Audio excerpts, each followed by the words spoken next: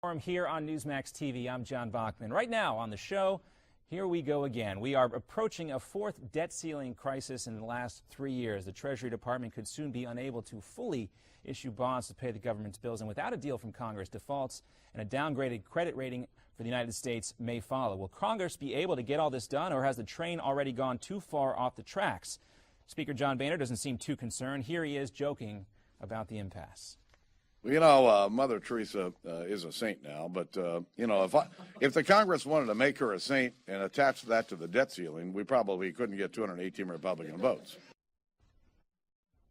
All right, everyone loves a good Mother Teresa sainthood joke. Joining me right now on the phone is political consultant Lanny Davis, a man everybody in Washington knows, or at least wants to know. Before we go ahead, though, Mr. Davis, I want to take a step back just to give people an idea of how established you are in your career. You're a lawyer, a crisis manager, a consultant, an author, and television commentator, else we wouldn't have you on here. You're also a friend to both Democrats and Republicans. A lot of people might remember during the Clinton administrations, you served as a special counsel to President Clinton, and you were the spokesperson for the president in the White House on matters concerning finance investigations and other legal matters during the Clinton administration. Back in 2005 also, you were appointed by George W. Bush to serve on the 5-member Privacy and Civil Liberties Oversight Board created by the U.S. Intelligence Reform Act passed in 1995. So everybody in Washington knows you. Mr. Davis, I want to talk to you real quickly about the debt ceiling standoff. John Boehner a few moments ago making light of the situation, but this has not been a joking matter for the GOP.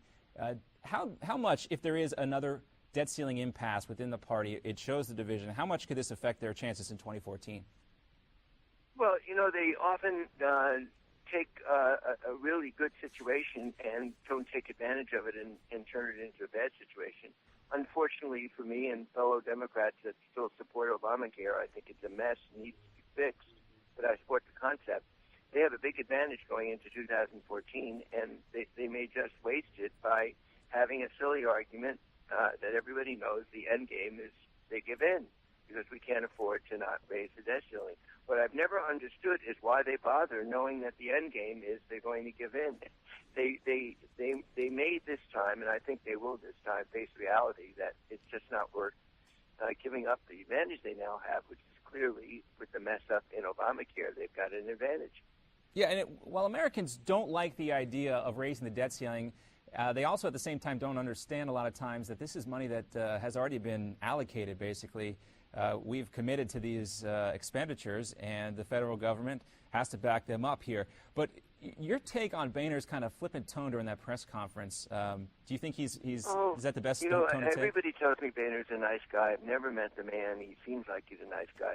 He just doesn't get it, and he's really out of sync with his own party, with almost everyone that watches him other than himself. I don't know, does he have any friends who tell him, look, being flippant isn't really working for you, John? But whatever it is, look, I think Democrats are responsible.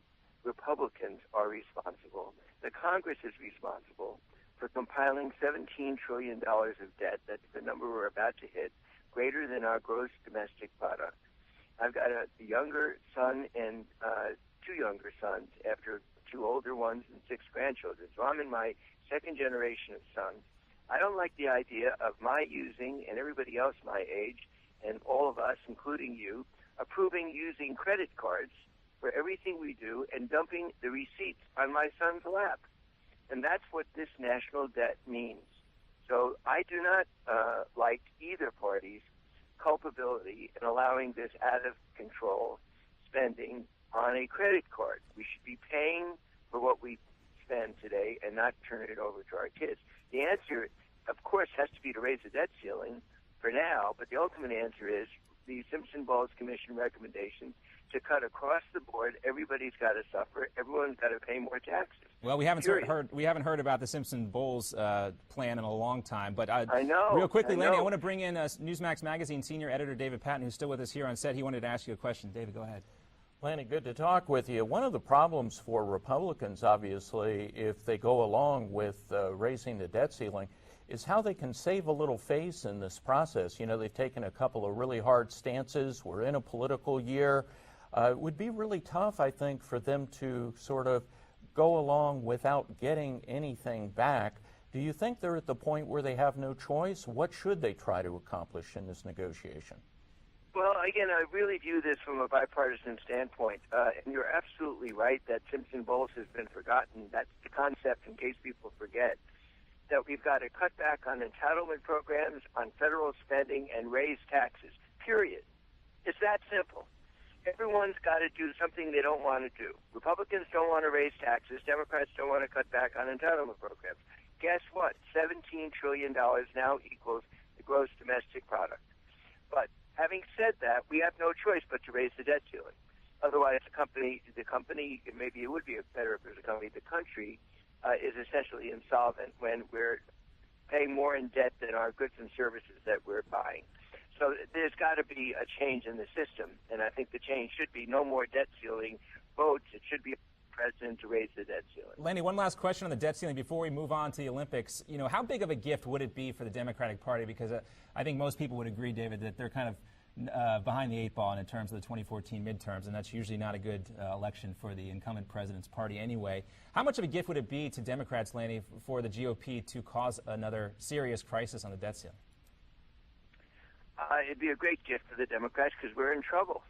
There's no question. Democrats are very upset with the mismanagement of the Obamacare rollout and the failure of the administration and Democrats like me to explain this thing well enough that we didn't warn people they would lose their insurance policies. We said the opposite. We're in deep trouble. We broke a basic trust with the American people. I say we because I love these Democrats that blame it all on Barack Obama when they were the ones that supported the thing. So we're in trouble. The only thing that can save us is Rand Paul. May you please keep Rand Paul on television. His nasty comments about Bill and Hillary Clinton show that nasty doesn't work in politics. Ask Christie. Nasty doesn't work in politics, Senator Paul. You are nasty. So keep Paul on television, keep John Boehner on television, and the Republicans may actually rescue us once again. I don't think we'll have to worry about keeping Rand Paul on television because he seems no sign of slowing down in that way. Let's move on to the Sochi Olympics real quick, and we'll talk about this. It's been a rough go, at least in the onset. Maybe things have calmed down a little bit now that we have actual sporting events to talk about. Reporters have been talking about this, and this is one of the PR rules I'm sure you probably tell your clients to abide by, is take care of the media, especially when they're talking about their accommodations. We've seen bad pictures of brown water in hotels, electrical wire hanging out of showers, toilets that won't flush, dogs roaming these hotels, and then one reporter tweeting to the event organizer, Dmitry Sherashenko, about their hotel. Let's take a look at the tweet that was the reply here, and I'm going to quote Sherashenko here, to believe you just need to turn back and look at the mountains, maybe sort of an existential tip of the hat to whatever is up in the mountains in Russia. Don't know what to take about this, but Lanny, from your standpoint, on a scale of 1 to 10, 1 being the worst, 10 being a great job, what do you think about the way Russia's handled the Olympics from a PR standpoint, especially with the press? Well, I guess the one you didn't mention, and I'll answer your question, is the door broken through by the guy that was locked inside. How many times have you wanted to do that in a bathroom door where you're in a restaurant or something and you can't get out? You think the only thing I'm going to do is bust out of here. So I thought that was the best. Look, Putin on a scale of 1 to 10 is equivalent to the Obama White House when it decided not to tell President Obama about the IRS story that everyone knew was going to break but Barack Obama. That is my emblem. I used to use Valdez and Exxon as the worst crisis mismanagement example when I teach courses in crisis management. Lanny, we'll have to leave it there. I'll now use Putin as replacing the White House's handling of the IRS. All right, Lanny, thanks for that insight. Not a ringing endorsement for the way they handled that or for the Obama administration as well. We'll be right back. We want to hear from you. Remember to find us on social media, Newsmax, at Newsmax TV. You can tweet us anytime. We'll be right back right after this.